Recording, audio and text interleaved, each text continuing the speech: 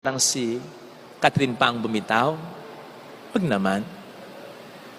Kung siya man, siguradong matindi ang dahilan. Sapagkat ang babae, lalong-lalo na yung mabuting asawa, mabuting girlfriend, mabuting nanay, hindi basta-basta bibigay yan. Hindi basta-basta bibigay yan. Kung walang matinding dahilan. Lahat kayang matiisin ang mga babae na ganyan.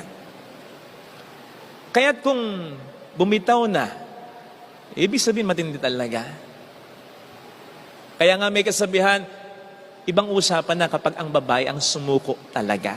Kasi bago sumuko yan, marami ng beses na nakipaglaban yan. Kaya lagi kong nauulit ngayon, di ba?